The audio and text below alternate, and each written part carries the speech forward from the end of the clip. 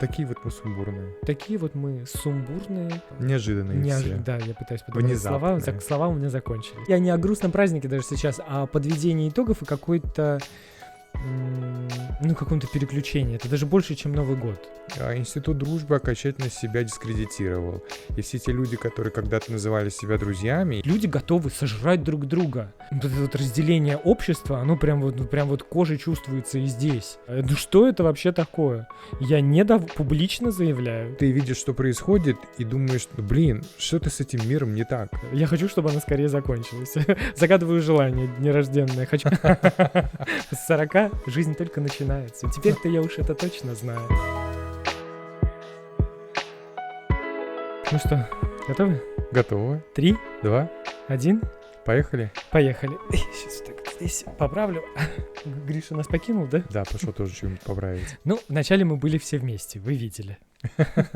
Привет. Привет. И всем, кто нас слушает и смотрит, тоже большой привет.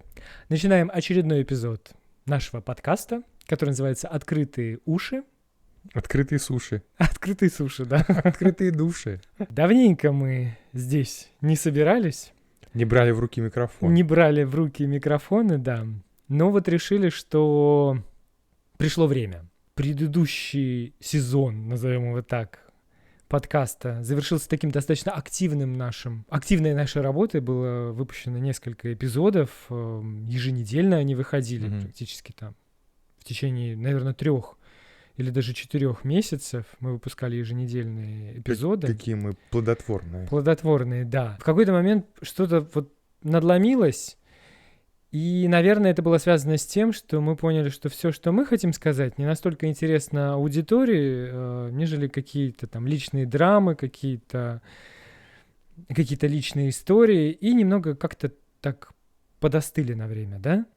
Да как-то драм особо нет. Есть какие-то вещи, которые можно было бы назвать там какими-то драмами или чем-то таким, но не то чтобы у нас было большое желание всем этим делиться, а то, что нам хотелось рассказывать, в сочетании, опять же, с теми же выпусками «Ответ на вопросы», где как раз, были какие-то такие более личные истории, и вот то, что нам было интересно, оно не так интересно было аудитории. Как-то вот этот баланс найти мы не смогли и подостыли. И решили, ты продолжил заниматься своей работой, я в какой-то момент вообще решил поставить влоговый канал на паузу и перейти полностью на кулинарный канал, в том числе и с влогами. К радости дегустационного бюро, К радости дегустационного бюро, потому что влоги, которые стали выходить на кулинарном канале, они, уже полноценно с таким полным акцентом стали на еду, да? Как и было.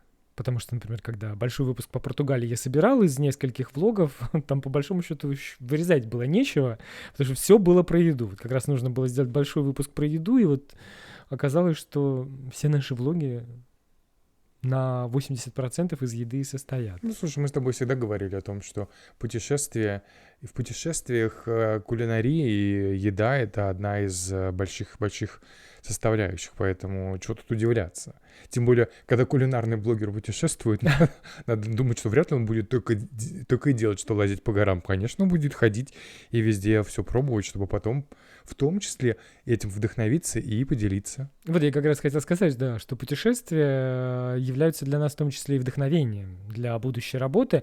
А основная часть моей работы все-таки связана с кулинарным каналом, поэтому в путешествиях я вдохновляюсь в том числе и этими вещами. Это не значит, что я все повторяю, даже если обещаю это повторить в своих влогах, но вдохновение, конечно, оно приходит как раз вот в такие моменты. Мы как-то сразу, с тобой окунулись без темы сегодняшнего эфира, так скажем, потому что, в общем-то, и решили сделать эти эфиры такими флюидными и обсуждать здесь то, что прежде всего нам интересно. То, что придет в голову. То, что придет в голову, да. И если это будет интересно кому-то еще, мы будем рады. Кстати, не забывайте, пожалуйста, ставить лайки под видео. Обязательно пишите комментарии, мы уверены, что вам есть что сказать. Делитесь впечатлениями, хотел сказать, идеи подкидывайте. В том числе можно и идеи подкидывать. Почему бы и нет? Если у вас есть что сказать по теме, здорово. А может быть и вне темы. В общем, пожалуйста, лайки не забывайте. И подпишитесь на канал, если этого еще не сделали. И друзей сюда приводите. Да. Такое лирическое отступление. Такая фраза откуда-то знакомая. Мы решили начать этот новый сезон Ни с того ни с сего, на самом деле, да. На прошлой неделе я смотрел какой-то подкаст с Эллен Помпео, по-моему, Call Me Daddy, да, называется этот подкаст, и подумал, что как-то давно мы не разговаривали, а это, наверное, было не только для канала, не только для зрителей, но и для нас. Эти разговоры были чем-то полезны. Такая своего рода психотерапия. Когда сидишь и разговариваешь, и никак не обязательно лежать на кушетке и не видеть человека, с которым ты говоришь. Можно, знаешь ли, сидеть друг напротив друга, обо всем разговаривать. Ну, мы же разговариваем, мы постоянно, вот, выходя на прогулки пешие наши, ежедневные, мы о многом разговариваем. И там иногда даже о чем-то спорим. Кстати, была идея даже у нас выходить на эти прогулки с прицепленными микрофонами и записать какой-то несколько выпусков подкаста, не обязательно вот в видеоформате, как сейчас, а может быть и в аудиоформате, порассуждать на эти темы, на которые мы рассуждаем на наших прогулках. Тем более, что на прогулках как раз бывают такие, скажем так, более жаркие дискуссии. Дискуссии, да, потому что здесь все-таки как-то так настраиваешься сразу, да, на телевидение, да. Мысль потерял. Ты говорил, что как мы собирались. Как мы собирались, собрались, да. Точнее. Вот, и я сказал, выйдя там во время пробежки, послушал этот подкаст, и предложил Лёше, а почему бы нам не вернуться со своими? Обсуждая ровно то, что нас интересует, что мы обсуждаем за завтраком, за обедом, за ужином, на прогулках, что нас волнует, что мы смотрим, что мы видим в новостях. Что мы посмотрели. Тем более, что есть что сказать. И решили мы начать этот новый сезон не в какой-то там день, а в мой день рождения. Да. Сегодня поздравляю. Спасибо. Сегодня мой день рождения. Сегодня мне исполнилось 47, да? 47, да. 47. Чем дальше, тем начинаешь, сколько уж мне лет. Я недавно тоже вспоминал, где-то какие-то бумажки заполнял. Я хочу сказать, что это не кокетство. Просто на самом деле годы как-то так быстро меняют. Ты только к одному числу привыкнешь, к одним цифрам. Как вдруг появляются другие, тебе снова к ним нужно привыкать. А иногда, округляя, накануне уже, да, там за пару месяцев ты округляешь, и вроде как уже привык к этому, и думаешь, сколько же мне в результате-то исполнилось? 47 или 48? Да, потому что 47 мне было вроде как 2 месяца назад еще. Да. С цифрами это, конечно, знаешь, я помню, как в школе еще тогда, или, может быть, в институте, когда год меняется, и ты начинаешь, знаешь, пишешь «классная работа» в тетрадке, пишешь дату, и очень долго приходилось привыкать к тому, что цифра года сменилась, и ты по ошибке пытаешься писать предыдущий год, и потом как-то долго привыкать. А сейчас так все быстро. Ну, во-первых, я нигде не пишу «классная работа». Ты мне вчера рассказывал даже теорию, почему. Да. Сейчас. Ну, расскажи, может быть. Я уж не помню, где это видел или слышал, что теория такая, что годы почему быстро летят? Потому что из особенностей того, как мозг воспринимает информацию. Но я не знаю, насколько это правда или нет, но я склонен верить, потому что вроде как имеет смысл, что мозг очень такой оптимальный орган или оптимальное очень устройство. И поскольку информации мы воспринимаем очень много, мозг сортирует и сохраняет информацию, применяя, знаешь, некие алгоритмы компрессии. Что когда ты молодой или там юный совсем, все новое, и поэтому кажется, что время течет очень медленно, поскольку каждый момент, который с тобой происходит, каждое воспоминание, каждая какая-то мелочь, она новая, и поэтому мозг, здесь нечего компрессировать, все имеет смысл, все новое, все нужно запомнить, и поэтому много всего запоминать, много воспоминаний, кажется, что время тянется очень медленно, но когда уже с годами твой опыт обогащается какими-то новыми впечатлениями, какими-то уже что-то уже, новизна каких-то вещей уходит, что-то уже то, что ты видел перед этим, поэтому какие-то вот эти все моменты, которые уже не новые, мозг уже не так активно запоминает, потому что какие-то новые моменты, они будут лучше сохраняться. И, естественно, чем старше ты становишься, тем нового становится меньше. Печально. И поэтому воспоминаний каких-то таких milestone, таких ключевых уже становится не так много. По крайней мере, промежутки между ними уже сокращаются, потому что между ними ничего нового нет. И поэтому даже есть какой-то один тест, там в Инстаграме показывали, я помню, такой небольшой видео, шортс, или как он там называется, Reels, где показывают 10 раз мигает одна лампочка, а потом мигает другая. и особенность мозга воспринимается, в связи с особенностью мозга это воспринимается так, что как будто лампочка другого цвета горела дольше. Мгм. Хотя на самом деле все интервалы одинаковые, Мгм. потому что она по сравнению с этими 10 другого цвета, она новая. Она отличается. И вот, Но это да, так же примерно, как дорога туда всегда дольше, чем дорога обратно. да. Первый вот этот вот отрезок пути, он всегда кажется длиннее, чем когда ты повторяешь его снова и снова. Мгм. Потому что ты уже, наверное, опять же, да, ничего нового, и ты как-то, отвлекаясь в голове на какие-то другие Ну, просто вещи, да, автопилоте ты просто уже это. проезжаешь и не замечаешь этот путь. Интересная теория, да. Но, надо сказать, мы не то чтобы очень сильно зациклены на цифрах и числах, для нас нет проблемы сказать, сколько нам лет. Я бы даже сказал, мы не особо-то себя чувствуем на эти какие-то числа. Я, честно говоря, не знаю, на какое число мне надо себя чувствовать. Я, в принципе, чувствую себя. А как? На какое число? Мне кажется, что да, если меньше запариваться по поводу вот этих вот циферок, то жить гораздо проще. Ну, конечно, да, мы уже говорили о кризисе среднего возраста, о том, как ты себя ощущаешь в том или ином возрасте.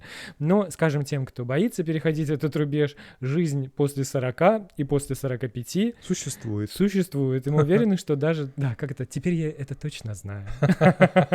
После 40 жизнь только начинается. Теперь-то я уж это точно знаю. Да, жизнь есть. И даже после 50, она если после 60 и после 70 тоже есть, достаточно посмотреть на маму, да, которая полна жизни, которые продолжают удивляться, вдохновляться какими-то вещами, планировать, мечтать. Поэтому, да, цифры — это просто цифры. Но, тем не менее, что произошло-то вот за этот вот год фактически отсутствия? Вот эти 46 лет мы провели вне подкаста, вне фактически... Не вот эти 46, а вот это 46-й год. Вот этот 46-й год, да, 46-й Вот эти год. 46 лет. Извините. Мне сегодня простительно, хотя мы не выпивали. И надо Возраст, сказать, знаете ли. возраст, поэтому. знаете ли, да. Но надо сказать, и мне кажется, на эту тему нужно сделать отдельный подкаст, потому что завтра, послезавтра, ну, в общем, на днях 3 года, как мы не употребляем алкоголь вообще. Мгм. Поэтому нет, сегодня не грамулечки, какой-то кураж, вот этот вот как-то вираж и вихрь мыслей в голове, это только от того, что очень много хочется сказать. Мгм.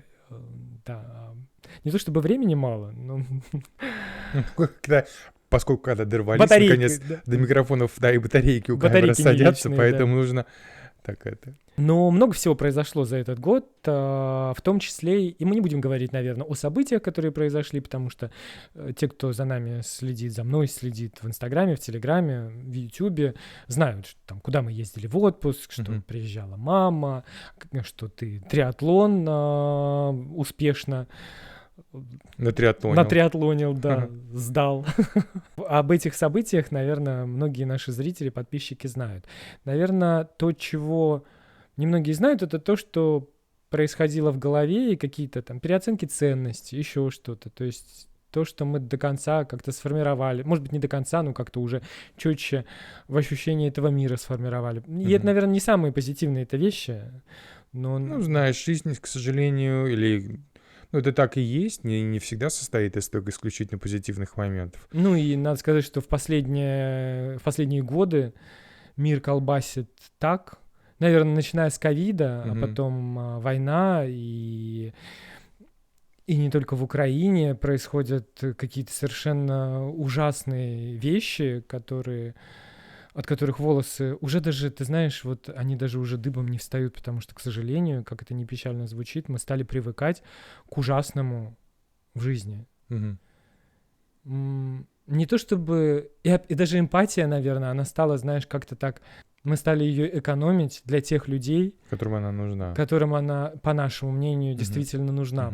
Стараясь сохранить какой-то свой эмоциональный баланс, стараясь сохранить какие-то силы, потому что все, что происходит в мире, все, что происходит не только вокруг Канады, но и в самой Канаде, это, конечно, не добавляет веры в человечество, вот так вот скажем, да? Знаешь, мы сколько раз обсуждали, и, во-первых, совершенно как-то мы выросли на сказках, где добро побеждает зло. Мы выросли в осознание о том, что справедливость должна восторжествовать. и что бы ни произошло, всегда правые окажутся правыми, неправые окажутся неправыми. И та злая ведьма окажется сожжена, и все вот это. Но как-то последние годы доказывают противоположное, что совершенно не факт, что виновные ответят, что как-то, я до сих пор в это верю. Но ты видишь, что происходит, и думаешь, блин, что-то с этим миром не так. Хочется верить, я бы так сказал. Не то чтобы я в это уже так активно верю, как раньше. Ты начинаешь принимать факт вот этой какой-то всеобъемлющей несправедливости, которую ты видишь тут и там. И от этого, конечно, не радостно. От этого хочется, не то чтобы зарыться под одеяло, ты просто понимаешь, что... и не то, что опускаются руки, ты просто, опять же, во имя сохранения какого-то собственного баланса, ты стараешься меньше контактировать, что ли, с окружающей действительностью вообще. И появляется все больше желания уехать вообще куда-нибудь в тайгу, где, в принципе, живут только милые звери. Они могут быть разные, да, звери, но звери — это звери. Они делают что-то неосознанное по инстинктам, а человек... Глухие леса, не обязательно в тайгу. А человек... Я жил просто... В тайге. Не в тайге, я жил рядом с тайгой, жил там, на Дальнем Востоке, там такие глухие леса называются тайгой, по большей части. Поэтому, да, у меня такой ассоциативный ряд. Но да, звери делают какие-то, может быть, ужасные вещи из-за инстинктов, а человек делает их часто осознанно, подло. Как-то веры в человечество, надо сказать, поутратилось. За год не прибавилось. Не прибавилось, да. Нет. Наоборот, как-то вот. Но опять же, это не значит, что мы перестали мыслить позитивно, просто приходится все больше собирать какой-то позитив по крупицам. Чуть больше усилий прилагать. И сохранять его, да. Сохранять для того, чтобы в том числе и делиться этим. Потому что, например, для моей работы это очень важно, в том числе и для съемки видео с рецептами. Мне хочется, чтобы они были наполнены какими-то жизнеутверждающими моментами. Но, тем не менее, да, вот прямо скажем. Как и во многих других вещах, наверное, веры поубавилось. Та же дружба, например, да, институт дружбы. Ой, вообще, он окончательно себя помножил на 0, мне кажется. Если не на 0, то, очень сильно, было подорвано доверие. Бесконечно маленькую величину. Мне кажется, что за последние годы, опять-таки, со всеми приходящими и уходящими, да вообще приходящими, никто не приходит, все только уходят, со всеми этими уходящими друзьями когда-то друзьями по разным причинам, я понимаю, что все те вещи, которые я себе представлял, но у меня особенно как-то, знаешь, в свое время у меня был, миллиард друзей, и я общался с примерно 2 миллиардами людей одновременно, и как-то настолько все было как-то противоположно тому, что сейчас. Не то чтобы как-то меня это сильно гложет, но теперь уже, наверное, нет. Но я для себя понял, что институт дружбы окончательно себя дискредитировал. И все те люди, которые когда-то называли себя друзьями, и, знаешь, даже 20-летние дружбы продолжительные, уже как бы и не сильно дружбы. Есть люди, которые когда-то вроде как назывались лучшими друзьями, а оказалось, что совершенно... Оказывается, что ты не так все понимал. Что я не так себе все понимал, и, знаешь, окончательно, наверное. До тех пор, пока действительность меня не переубедит в обратном, я как-то пришел к выводу, что дружба — это пока что в нашей нынешней действительности несостоявшаяся вещь. Или окончательно куда-то ушедшая. Я, знаешь, много об этом думаю, и, не знаю, мы можем на эту тему как-нибудь поразмышлять. Либо с нами что-то не так, что Я хотел сказать, может быть, это с нами что-то не так.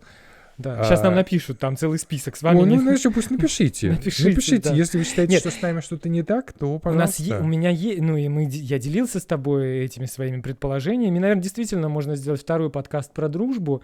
Вот с этой позиции «с нами что-то не так». Мы говорили об этом год назад. Вот ровно год назад у нас тоже выходил эпизод про дружбу. Можете послушать, посмотреть. Много там достаточно интересных мыслей было. Надо сказать, что за год, в принципе, потерь каких-то больших не произошло. Что уж потеряно, куда дальше-то терять? Да, но вот, и веры как-то не прибавилось, опять же, и в это тоже. Как-то, в плане веры и надежды этот год был не самым сильным. Я не знаю, опять же, знаешь, может быть, дело все в том, что когда-то в далеких там, не знаю, 20 лет назад, скажем, например, что мы другие были, мы были открыты как-то, мы были больше открыты к каким-то новым знакомствам, больше открыты к тем, что там разные люди могут нас открыжать. Что? Открыжать? Открыжать. Окружать. Окружать и открыжать. Люди, не открыжайте нас, пожалуйста. Пожалуйста. Что разные люди могут нас окружать и как-то были более, не знаю, открыты к этим знакомствам. Сейчас, и мы уже много раз об этом говорили, и много раз это признавали, и я в том числе, мы настолько стали интровертными, что... Но с другой стороны, интровертность не значит, что ты не открыта внешнему миру. Это значит, что у тебя по-другому немножко, значит, обмен энергиями с этим всего миром лишь, да, происходит. что ты по-другому аккумулируешь эту энергию внутри, Абсолютно. да. Но ты точно так же можешь Извне, а не тратить ее на снаружи. всех друзей. Это не значит, что ты сидишь где-нибудь в том самом лесу, в тайге или где-то еще, и не хочешь, кроме, значит, белочек и медведиков, ни с кем общаться. Иногда мне хочется белочек и медведей. Иногда хочется. Но, опять же, знаешь, окружали бы нас... Да нет, я думаю, что еще это связано в последние годы, конечно, с тем, что, ну, опять же, все, что происходит в мире, не добавляет позитива, и свой баланс ты настолько трепетно хранишь, ну, потому что, например, вот, да, с 22 года в голове все перевернулось, и потребовалось время для того, чтобы просто дать себе возможность радоваться, там, делиться радостью, а потом нужно же где-то это все брать, и поэтому, наверное, ты тщательно сохраняешь вот это вот то, что в тебе есть, не желая распаляться, как это могло быть раньше. Потому что раньше способов подзарядки было больше, сейчас их меньше. Поэтому ты как-то тщательно эту батарейку бережно хранишь. Это касается и эмпатии той же самой. Нельзя сказать, что мы стали менее эмпатичны. Просто сейчас, наверное, ты не можешь все пропускать через себя все время. Потому что так тебя не хватит. Нужно себя тоже беречь, нужно беречь свое эмоциональное состояние, поэтому от каких-то вещей ты просто эмоционально... Ты стараешься их не пропускать внутрь. А потом такой фильтр еще мощный прошел, знаешь, и начиная с ковида, когда ты видишь, что некоторые люди ведут себя как-то настолько наплевательски по отношению к окружающим, и думаешь, ну, господи, ну как же это может быть вообще так? А потом с началом войны и войн многих, и ты понимаешь, что в результате есть какие-то основополагающие вещи, которые, если человек не поддерживает какие-то твои ценности, ну, то значит, ну, о чем вообще может идти речь? Как можно? Ну и плюс вот это вот такое радикальное противостояние общества разделенного. Люди готовы сожрать друг друга. Если раньше еще, ну да, наверное, всегда так было, какие-то политические убеждения, особенно в Штатах, они определяли твое общение. В Канаде так не было. Нет. Но сейчас консерваторы так ненавидят либералов, а либералы так боятся, что к власти придут консерваторы. Вот это вот разделение общества, оно прям вот кожей чувствуется и здесь. И люди не становятся добрее в отношениях друг друга и не пытаются друг друга понять. Не позитивный у нас разговор получается по большей части в день рождения. Ну, какой есть. Я говорил уже как-то, что для меня день рождения — это даже больший... Не на праздник похож. Нет, я не о грустном празднике даже сейчас, а о подведении итогов и какой-то... ну, каком-то переключении. Это даже больше, чем Новый год для меня. Поэтому вполне логично сегодня об этом говорить и на чем-то ставить точку и идти с высоко поднятой головой дальше, с проветренной головой, так Ты скажем. Вот подводишь прям итоги. Ты думаешь в голове, там проходишься по тому, что произошло, что ты хотел достичь, чего достичь? Не в плане достижений, не в плане достижений. Это вот как раз, наверное, касается каких-то... Ты просто регистрируешь события, которые вокруг тебя происходят. Скорее так. Я не стараюсь гнобить себя тем, что я чего-то не достиг, а всегда может найтись масса каких-то поводов для этого. Мне кажется, мы это...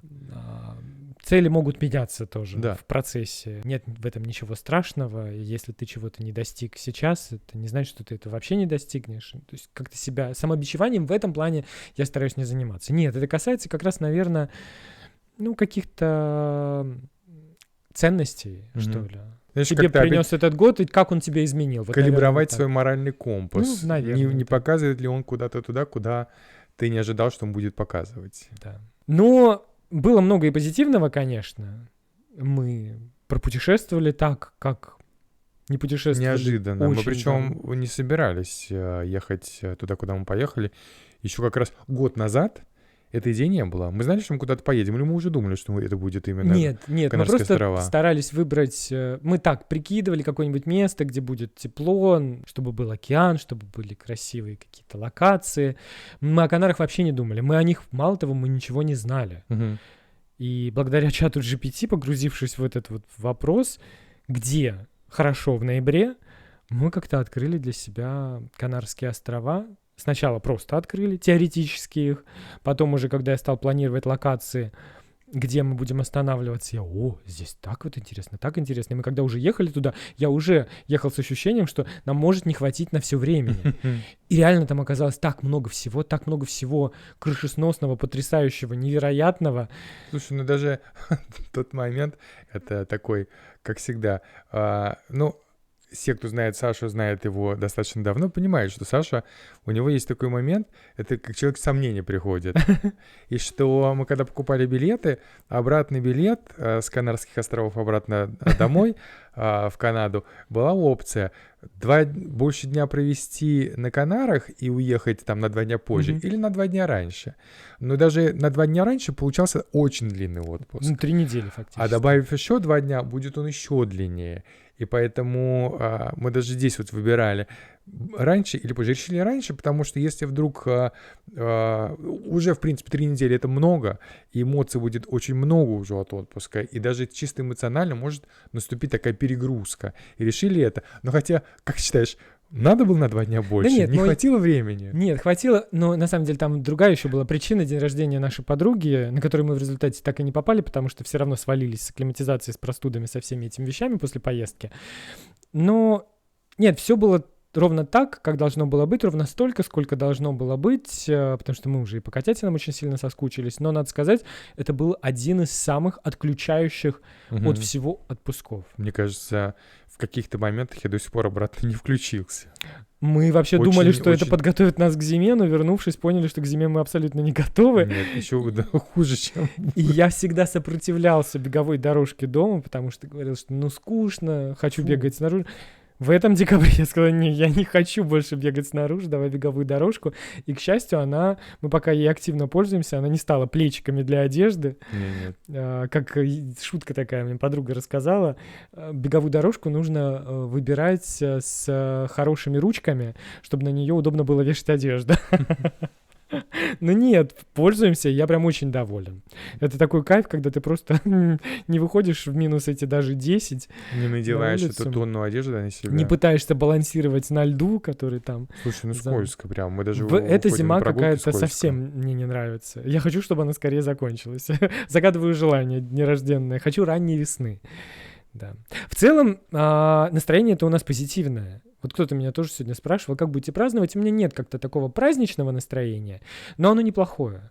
У меня, Мне кажется, это уже очень хорошо. Да, это в нынешней ситуации я бы сказал, что это очень хорошо, да. Есть настрой, есть идеи, есть рабочее настроение, куча идей, где взять столько времени, да. Ага. Год только начался, я уже начинаю думать, уже 3 недели Может прошло, быть, может, не хватит. Может быть, ты найдешь какое-то время между там Днем Святого Валентина, Пасхой или какие-то такие, знаешь, вехи есть. Мне кажется, в жизни каждого кулинарного влогера есть такие вехи, когда хочется поделиться рецептами под какой-то праздник. Под День Святого Валентина хочется, под Новый год хочется, под Рождество хочется. Есть какие-то такие моменты. Вот есть ли какое-то время в году, когда достаточно большой промежуток между праздниками? Может быть, в тот момент снять побольше рождественских рецептов на Да, следующий? ты к этому ведешь, что Да. я всегда к Рождеству, к Новому году оказываюсь не готов. Единственный год, в который я оказался готов, это 2016, когда мы уезжали в Канаду. Я знал, что у меня не будет возможности ничего снимать, и я за август наснимал столько рецептов. Я каждый день снимал просто как сумасшедший, снимая. Вот продуктивность. Но говорят же, что 2026 это новый 2016. Вот я Всё очень получится. надеюсь на это. Я очень надеюсь, что у меня будет тоже рвение, вдохновение и силы в том же объеме, в том же количестве, может быть, даже, или хотя бы близком к тому. Все творить. получится. Да. Ну, а планы я не люблю обсуждать, ты знаешь. Настолько, что даже, Лёша, когда меня спрашивают с утра, нельзя, запрещенный Неправильный вопрос. вопрос. Да. Нельзя. Если я захочу поделиться планами, потому что как только я планами поделюсь, все, это как будто бы уже все. Ты знаешь, Как будто бы в голове я уже это напоминает исполнил. мне на работе тоже такой момент есть. Мы когда с коллегами обсуждаем, как нужно подойти к решению какой-то задачи, есть какие-то требования, надо, значит, реализовать тот какой-то функционал в нашей программе, и мы обсуждаем, как надо все сделать. И вот когда мы все разжуем уже, значит, в базе данных надо сделать такие-то изменения в пользовательском интерфейсе, такие-то изменения там в каких-то других фрагментах нашей системы. Ты когда уже все это обсудишь, кажется, что все уже вроде как и сделал. И приступать непосредственно к реализации уже сил не остается. Думаешь, как будто оно все само. Да, поэтому я постараюсь... Искусственный интеллект надо, не чтобы все обсуждать. делал за нас. Хотя мы с тобой уже обсуждали, искусственный интеллект, никому это не интересно. Неинтересно, да. Целый выпуск был про искусственный интеллект. Это один из самых невостребованных эпизодов нашего подкаста. Надо сказать... Наверное, мы неинтересно об этом поговорили. Мне было об этом интересно поговорить, и это тема, которая меня активно интересует. Я понимаю, что сейчас не итоги моего года обсуждать. Почему? Слушай, Нет, нашего. подожди. Мы не итоги моего года обсуждаем. Мы разговариваем в вообще... принципе, об итогах. В работе, и ты, кстати, тоже. Я все путешествие канарское запланировано с использованием до деталей, интеллекта. вплоть до того, как использовать дрон, где можно, где нельзя, все эти вещи в самом процессе путешествия. Конечно. Какая еда, что вот это быстро. хоть что Это такое? настолько оказалось удобно, просто быстро решать все вопросы с помощью того же чата GPT, не собирая кучу информации, с жильем, с точками, где выбрать жилье. Абсолютно. Да, Даже частенько бывает, там приезжаешь куда-то, я здесь, что здесь посмотреть, куда лучше пойти. И интересно в том, что тоже чат GPT, как и многие, наверное, публично доступные модели, большие языковые модели, у них есть так называемая память, они о тебе составляют некое определенное досье. Поскольку ты, вот Саша, например, как видеоблогер, у которого есть дрон, он хочет посмотреть, полетать там и там и там, определенные вопросы под определенным углом задает.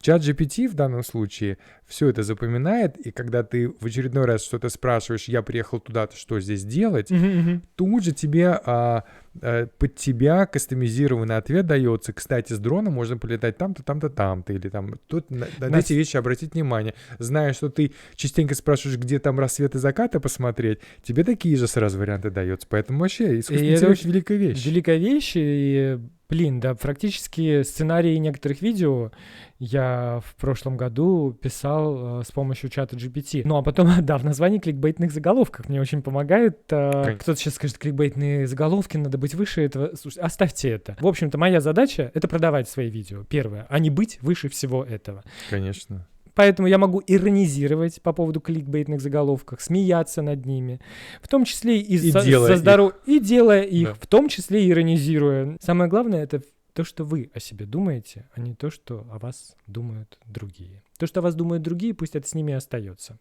Угу. Если вы уверены в том, что вы все делаете правильно, все делаете хорошо, это самое главное. Остальные как-нибудь сами разберутся со своими ожиданиями относительно вас. Кстати, вот к разговору о несправедливости и о ведьме ничего конкретно не обсуждаю, но я хочу сказать, что публично заявляю, что я недоволен финалом. Я знаю, что это мюзикл, и многие знали этот финал заранее, когда еще смотрели фильм. Я не знал. Я недоволен финалом. Я недоволен, как в результате как раз вот к разговору о справедливости и несправедливости. Абсолютно несправедливость. Хотелось в сказке получить Вот это вот Сказочный конец. справедливость, да. Я недоволен. Мне кажется, Несправедливо. столько несправедливости в жизни, что хотя бы в сказке она должна быть. А Вот. тут же, Это тоже такое потрясение года, мы которое я вышли до из сих пор не кинотеатра и могу думаем, отпустить. «Вот Я да». недоволен, да. Ну что это вообще такое? Я публично заявляю. Да. При том, что мне понравилась и первая часть, и вторая часть. Но я очень недоволен финалом. Какая часть понравилась больше? Первая. Песни больше понравились? Первая? Да, первая Да. понравилась больше. Как-то захватила она больше. Ну, потому что второй все испортили финалом. Ну, Для меня. Да. Ну и раз уж, да, мы о том, что посмотрели, то, что захватило мир в последние умы, да, сердца в последние недели, Heated Rivalry, да, жаркое соперничество, очень много вопросов. А вы смотрели? А вы смотрели? Ага. Ну, раз мы геи, мы должны обязательно посмотреть. Не факт. И посмотрели. Мы Посмотрели сразу. Выходя каждый эпизод, смотрели, старались, чтобы избежать спойлеров. Мы смотрели сразу. В целом понравилось. Но больше всего понравился третий эпизод Мгм. и завершение пятого То эпизода. есть самый история конец не не самых героев. главных героев, Да. да. Вот эта вот отдельная история, отдельная линия, которая была показана в этом мини-сериале, она захватила больше, впечатлила больше, она была более динамичная, она как-то логично развивалась. С главными героями, как-то Как Баба Катя говорила, молодцы, ребятки. молодцы ребятки, да. Баба Катя у нас, когда мы жили, наша первая квартира была На в Бауманской? Москве. Не, на Калитниковской Баба Катя сидела. Баба Катя на Калитниковской? Да. Все, да ты вырежешь. И мы, когда выходили, заходили в подъезд, и если Баба Катя сидела на скамеечке, она все время, мы здоровались, он говорил, молодцы, ребятки. Что бы ни происходило. Что бы ни происходило, молодцы, ребятки. Молодцы, ребятки. Да, вот Баба Катя осталась с нами вот этим выражением. Молодцы, ребятки. Да, молодцы, ребятки. Сам эффект того, что гей-история настолько стала популярной, Мгм. вообще сама, в принципе, история создания этого сериала, она очень классная, потому что он же создавался как малобюджетный, потом на не такую большую аудиторию, потом HBO выкупили права, и потом уже лицензии, опять же, были распроданы во многие страны. Внезапная популярность актеров, которые до этого не были кому-либо известны. И нужны. И, в принципе, сама Что ж говорить. сама история гей-отношений, которая через призму мускулинного спорта, она такая нетипичная для популярных сериалов. И очень здорово, конечно, что это стало так популярно. Но были и другие сериалы, которые, может быть, захватили лично нас больше. Мгм. Потому что здесь как-то так все, на наш взгляд, оказалось достаточно ровно, достаточно мягко и, может быть, где-то местами не совсем правдоподобно. Мгм. Кстати, сериал оказался более востребован среди женщин, как пишут, middle age, среднего возраста, гетеросексуальных женщин. Кстати, вот со стороны гей-сообщества я читал много таких отзывов относительно читал, там Что правды. секс даже у них не так Да, происходит, что секс- как принято. Да, То есть не то, чтобы как принято, а как делают. как делают, да. В общем, посмотрите, составьте свое представление. В любом случае, если у вас были сомнения, смотреть или не смотреть, смотреть нужно. Сериал хороший, качественно сделан, и все там очень романтично, интересно. И вот что еще меня, кстати, смутило, это русский язык, который там использовался. Он какой-то тоже не совсем правдоподобным мне Мгм. показался. Когда жестко русские разговаривают, они не так разговаривают, не такой словарный запас у них. Конечно. Составьте свое представление и напишите об этом в комментариях. Поделитесь. Понравилось, не понравилось? Если понравилось, что понравилось? Если не понравилось, тоже напишите. Как-то мы тогда сумбурно о том, о сём поговорили и о кино, и о сериалах, и о ценностях жизни. Может быть, так и надо. Но сегодня мы решили, что такое... Да и вообще, может быть, они и будут такими эпизоды нашего подкаста. Мы будем обсуждать то, что именно сегодня, именно в этот день и час нам интересно, какие-то новости, что мы увидели, услышали, чем захотелось поделиться. Такие вот мы сумбурные. Такие вот мы сумбурные. Неожиданные все. Да, я пытаюсь подобрать слова. Внезапные. Слова у меня закончились. А раз закончились слова, значит, нужно закругляться, да. Спасибо за ваше внимание. Не забывайте, пожалуйста, ставить лайки. Пишите обязательно комментарии. Повторюсь, это важно, и уверены, что вам есть чем с нами поделиться Мгм. в ответ на наши мысли. Пишите, это всегда очень интересно, и это рождает отдельные какие-то дискуссии часто в комментариях. Подкасты продолжают жить уже там, в комментариях. В общем, пишите, активно участвуйте в дискуссиях. И да, до встречи в новом эпизоде подкаста. Надеюсь, он не заставит себя долго ждать, как уж там пойдет, не знаем. В любом случае, спасибо за ваши уши. Спасибо за ваши души. До новой скорой встречи. Пока. Пока-пока.